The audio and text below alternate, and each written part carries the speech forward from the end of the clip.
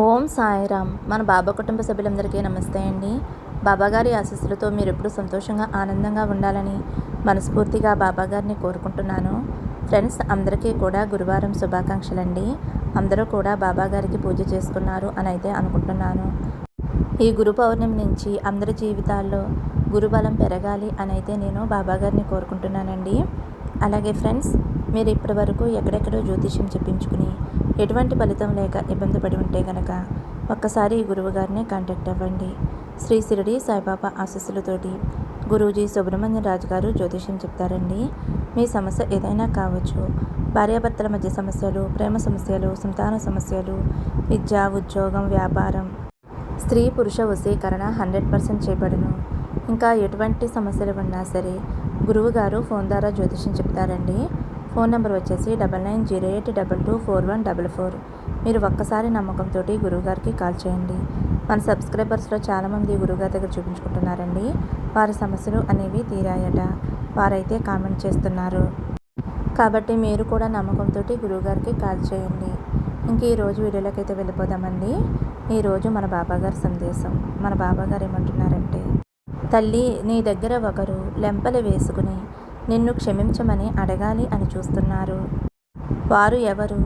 నీ దగ్గర క్షమాపణలు అడగవలసిన అవసరం ఏముంది? నీకు వారికి ఏమిటి సంబంధం? వారు నిన్ను క్షమించమని ఎందుకు అడుగుతారు? నీ ప్రేమ కోసమా, నీ డబ్బు కోసమా, లేదంటే నీ ఆప్యాయత కోసమా, లేకపోతే నీ బంధం కోసమా? దేనికోసమో ఒక్కసారి నీ సాయి మాటల్లో విను తల్లి. ఆ బంధాన్ని దగ్గర చేసుకోవాలా, దూరం చేసుకోవాలా, వదులుకోవాలా, ఏం చేయాలి అనేది నేను చెప్పే మాటలు వింటే పూర్తిగా నీకు తెలుస్తుంది. నీతో ఒకరు చెంపలు వాయించుకుని గుంజీలు తీసి మరీ నీకు క్షమాపణ చెప్పాలి అనుకుంటున్నారు తల్లి.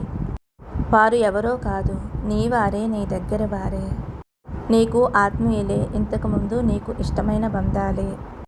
కానీ వారైతే ఇప్పుడు నీకు చాలా దూరంగా ఉన్నారు. చాలా దూరం అంటే మనసులకి దూరం. మాట్లాడుకోవటం ఇష్టం లేదు. కానీ మీ ఇద్దరి మధ్య పెద్ద గొడవల అంటే అది కూడా లేదు. పెద్ద ఇబ్బందులు, మనస్పర్ధలు అంటే అది కూడా లేదు. చిన్న ఒక మాట పట్టింపు వల్ల మీ ఇద్దరూ కూడా దూరం అయిపోయారు.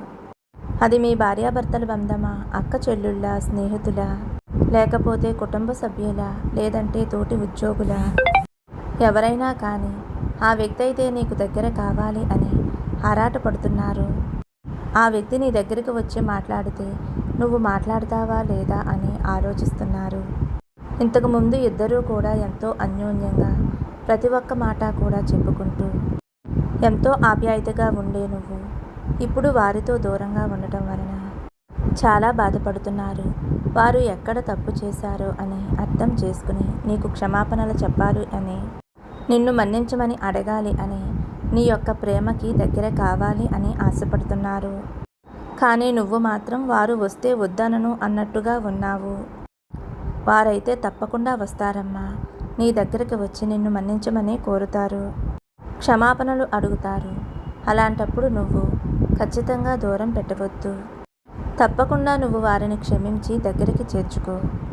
వారితో అన్యోన్యంగా ఇదివరకట్లా ఉండు. ఎందుకంటే నీ మంచైనా నీ చెడైనా చూసి ఒక నిజాయితీ గల వ్యక్తి చిన్న ఒక మాట పట్టింపు వల్ల ఇలా దూరమయ్యి నువ్వు బాధపడి వారు బాధపడటం న్యాయమా తల్లి? అది అవసరమా చెప్పు? వద్దు తల్లి. నువ్వు వారితో సంతోషంగా ఉంటావు. నువ్వు మాట్లాడినా, నువ్వు నవ్వుతూ ఉన్నా వారికి ఎంతో ఇష్టం. వారితో కలిసి ఉండటం కూడా నీకు ఇష్టమే తల్లి. నువ్వైతే వారు నిన్ను మోసం చేశారనో, లేదంటే చిన్నగా తిట్టారనో, చిన్నగా గొడవ పడ్డారనో, ఏదో అపార్థం వల్ల నీ మాట వినలేదనో, నీకు చెప్పకుండా ఒక పని చేశారనో, నీకు ఒక మాట దాపరికంగా రహస్యంగా ఉన్నారనో, ఏదైనా కావచ్చు. నీ బంధం ఇప్పుడు ప్రస్తుతం దూరంగా ఉన్నా అతి త్వరలో నీకు దగ్గరవుతుంది. వారికై వారే నీ వద్దకు వచ్చి నీ చెంతకు చేరుతారు. ఆప్యాయత కోసం ప్రాకులాడుతున్నారు. ఒక్కసారి మాట్లాడితే బాగుండు అని ఎదురు చూస్తున్నారు. నీ యొక్క ఫోన్ కాల్ కోసం, నీ యొక్క మాట పిలుపు కోసం. నువ్వు ఎదురైతే నిన్ను చూసుకోవాలి అని వారు పరితపిస్తున్నారు. అలాంటి వ్యక్తిని దూరం చేసుకుంటావా? దూరం చేసుకోవద్దు తల్లి. ఆ వ్యక్తి నీతో ఎంత అన్యోన్యంగా ఉన్నారో ఒక్కసారి గుర్తు చేసుకో. ఒక చిన్న మాట వల్ల నువ్వు వారిని ద్వేషిస్తూ కోపంగా ఉన్నా నీ మనసులో వారంటే నీకు ఇష్టమేలే తల్లి. కానీ నీ యొక్క కోపం వల్ల వారి దగ్గరికి నువ్వు చేరలేకపోతున్నావు. కానీ వారికై వారు వచ్చినప్పుడు నువ్వు దూరం మాత్రం పెట్టవద్దు తల్లి. ఎందుకంటే నీ మంచి కోరేవారు, నీ జీవితం సన్మార్గంలో నడిచేందుకు మంచి సలహాలు ఇచ్చేవారు, నిజంగా నీ ఎదుగుదల కోరేవారు, నిజంగా నీ గెలుపుని ఆనందించేవారు, నీ ఓటమిలో వారు నీకు అండగా ఉండేవారు. వారు నీ కుటుంబ సభ్యులు కావచ్చు, లేదంటే దాంపత్య బంధం కావచ్చు. ఎవరైనా సరే వారినైతే నువ్వు అస్సలు వదులుకోవద్దు తల్లి. ఇప్పుడు ఉన్న ఈ దూరాన్ని తగ్గించుకో. ఎలాగైనా ఆ దూరాన్ని తగ్గించుకుని అన్యోన్యంగా ఉండు తల్లి. ఎందుకు దూరం అవ్వాలి? ఉన్నది ఒకటే జీవితం. ఈ జీవితంలో దూరాలు, అపార్థాలు ఇవన్నీ కూడా అవసరమా? అందులో మనిషికి మనిషికి ఉన్న ఆప్యాయత ఎంతో గొప్పది కదా. ఆ ఆప్యాయతని నువ్వు ఎందుకు దూరం చేసుకోవాలమ్మా? కాబట్టి వారితోటి ఆప్యాయంగా ఉండు, అన్యోన్యంగా ఉండు, సంతోషంగా ఉండు. నీకు ఏది సంతోషం అనిపిస్తే అది చేయి తల్లి. నీ బాబా షిరిడీలో ఉన్నప్పుడు అందరితోనూ కూడా కలిసి ఉండేవాడిని. అవును తల్లి, నేను ఎవరి మీదైనా సరే కోపడ్డా వెంటనే చేరదీసుకునేవాడిని. నాకు కోపం వచ్చి ఎవరి మీదైనా ఆవేశపడినా వెంటనే మళ్ళీ నేను శాంతంగా ఉండేవాడిని. వారిని దగ్గరికి తీసుకునేవాడిని. వారు కూడా తిరిగి నా ఆప్యాయత కోసం బాబా అని తిరిగి నా వద్దకు వచ్చేవారు.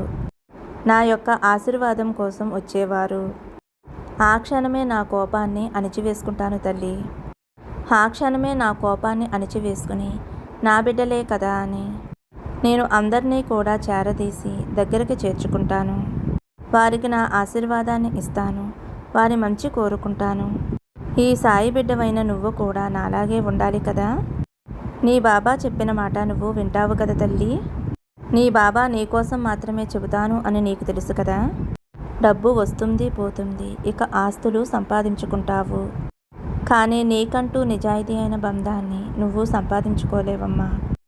మనిషికి ఏదైనా సరే సంబంధం, ఆప్యాయత, ప్రేమానురాగాలు ఏర్పడాలి అంటే అది కేవలం దైవానుగ్రహమే కావాలి. అలాంటి దైవ నిర్ణయాన్ని నీ చిన్న కోపం వల్ల దూరం చేసుకోవద్దు. నీకంటూ ఒక వ్యక్తిని సృష్టించాడు అంటే ఆ బంధమే నీ కోసమని తెలుసుకోవాలి అమ్మా. భగవంతుడు నీ కోసం నిర్ణయించిన బంధాన్ని చేతులారా దూరం చేసుకోవద్దు. నీకు కోపం వచ్చినా కూడా వారిని చూడగానే నీ కోపం పోతుందిలే.